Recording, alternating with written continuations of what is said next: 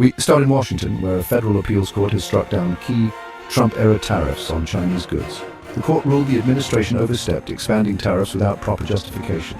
This decision shakes up hundreds of billions in trade and leaves American businesses waiting. Will they get refunds for years of paid duties?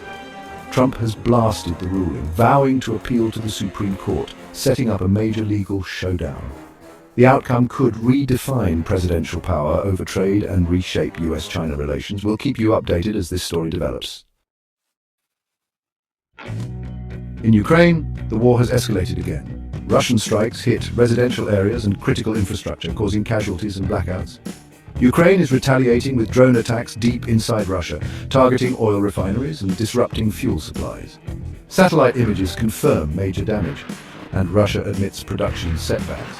This tit-for-tat is raising fears of global oil price spikes and deepening the conflict.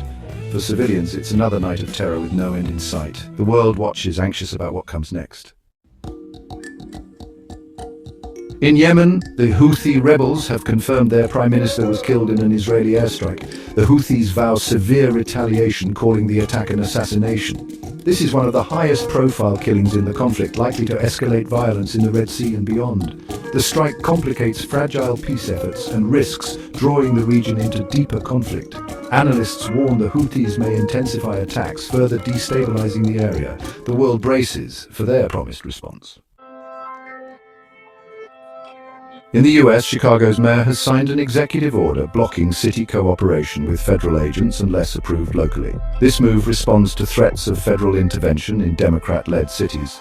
The mayor calls it a stand for local autonomy and civil liberties, while critics warn it could hinder crime-fighting efforts. The order sets a precedent, highlighting deep national divisions over policing and federal power. Other cities may follow, setting up potential constitutional clashes. The debate over local versus federal control is far from over. In the Premier League, VR technology is under fire after another weekend of controversial calls.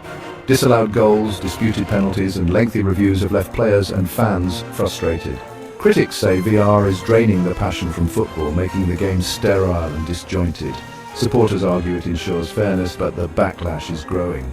The Premier League faces mounting pressure to rethink how VR is used. The soul of the game is at stake.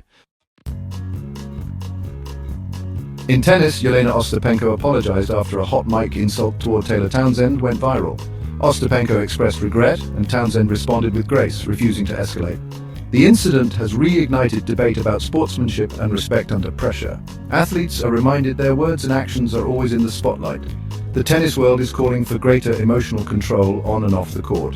It's a lesson in accountability for all competitors. In football, Jack Grealish earned rare praise from West Ham's David Moyes after a standout performance for Manchester City. Grealish, often criticised since his big transfer, showed creativity and drive in City's win over Wolves. Moyes highlighted Grealish's work rate and impact, suggesting a turning point in his career. A return to form is crucial for City's ambitions and Grealish's national team hopes. Fans are excited to see his talent finally flourishing on the big stage.